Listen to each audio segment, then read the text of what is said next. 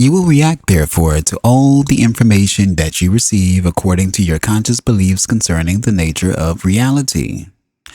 The deeper portions of the self do not have to take the ego's idea of time into consideration, so these portions of the self also deal with data that would ordinarily escape the ego's perception, perhaps until a certain point of ego time was reached.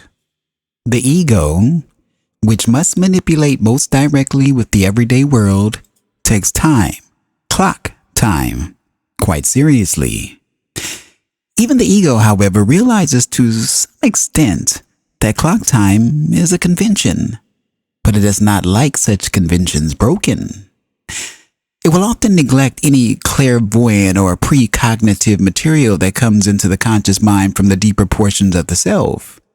On occasion, when the ego realizes that such data can be highly practical, it then becomes more liberal in its recognition of it, but only when such information fits in with its concepts of what is possible and not possible.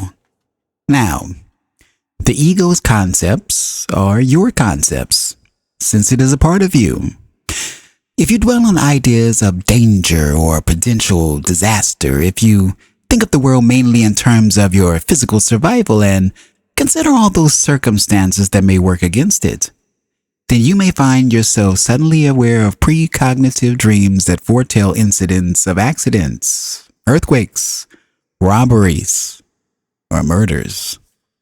Your own idea of the perilous nature of existence becomes so strong that the ego allows this data to emerge, even though it is out of time, because your fearful beliefs convince it that you must be on guard. The incidents do not even have to involve you.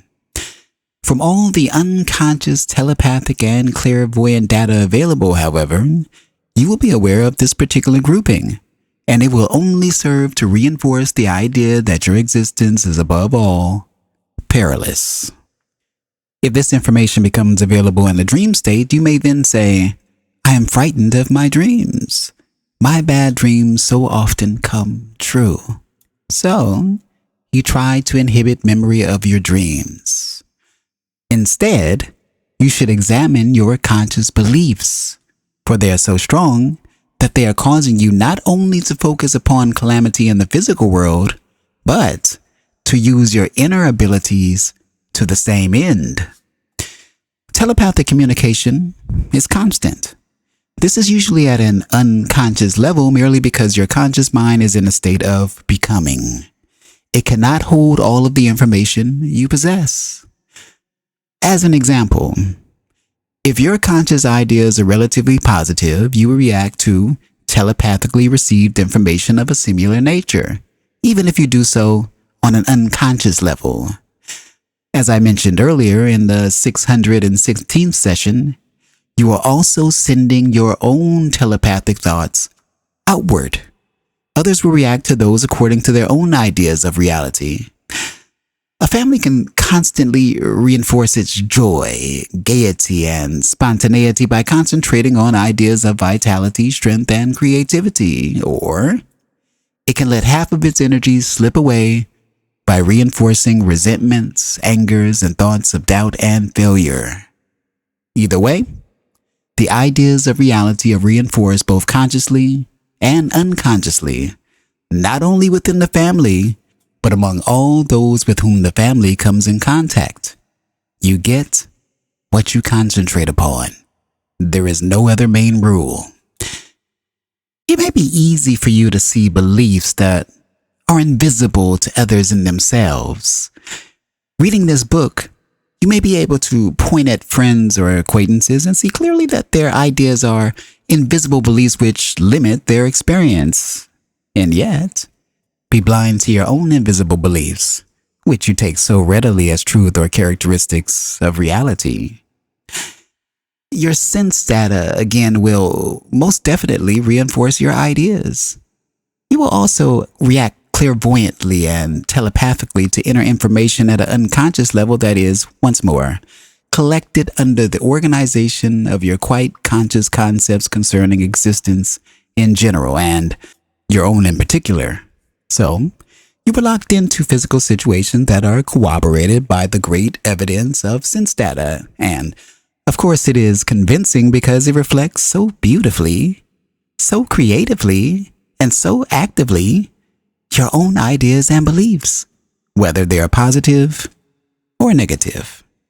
In greater terms, positive and negative have little meaning, for the physical experience is meant as a learning one. But if you are unhappy, then the word negative has a meaning. I expect by now that my readers have at least begun to examine their beliefs and perhaps obtain a glimpse of some invisible ones that have been accepted before as definite aspects of reality.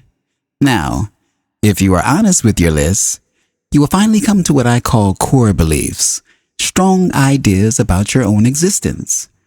Many other subsidiary beliefs that earlier seemed separate from each other should now appear quite clearly as being offshoots of core beliefs. They seem logical only in their relationship to a core idea. Once the core belief is understood to be a false one, the others will fall away. It is the core belief which is strong enough to focus your perception that you perceive from the physical world only those events that correlate with it. It is also the strength of the core belief that draws up from the vast bank of inner knowledge only those events that seem to fit in with its organization. Now, let me give you a brief example of a core belief. It is a blanket belief. Human nature is inherently evil. This is a core belief. About it will spring events that will only serve to reinforce it. Experiences, both personal and global, will come into the perception of a person that holds this belief that will only serve to deepen it further. From all the available physical data of newspapers, television, letters, and private communication, he or she will concentrate only upon those issues that prove that point. Suspicion of others will grow, and to say nothing about the individual's personal distrust. The belief will reach into the most intimate areas of his or her life. And finally, no evidence will seem available to disprove it. This is a sample of an invisible core belief at its worst. A person holding it will not trust a mate, family, friends, colleagues, country, or the world in general. Another more personal core belief. My life is worthless. What I do is meaningless. Now, a person who holds such an idea will ordinarily not recognize it as an invisible belief. Instead, he or she may emotionally feel that life has no meaning, that individual action is meaningless, that death is annihilation, and connected to this will be a conglomeration of subsidiary beliefs that deeply affect the family involved and all those with whom such a person comes in contact. In writing down your list of personal beliefs, therefore, leave nothing out. Examine the list as though it belonged to someone else. I did not want to imply that you make your list specifically negative ideas, however. It is of supreme importance that you recognize the existence of joyful beliefs and take into consideration those elements of your own experience with which you've had success. I want you to capture that feeling of accomplishment and to translate it or transfer it to areas with which you've had difficulty. But you must remember that the ideas exist first and the experience physically follows. This marks the end of Chapter 3, The Nature of Personal Reality. Seth Speaks. And this was Part 3. Let's talk about it. So, in this passage, Seth emphasizes the significant influence of conscious beliefs on how individuals perceive and interact with reality. He discusses how the ego's concept of time influences the reception and acceptance of information. Seth illustrates that the ego's beliefs, which are a part of an individual's psyche, strongly impact the interpretation of incoming data, whether clairvoyant, telepathic, or sensory.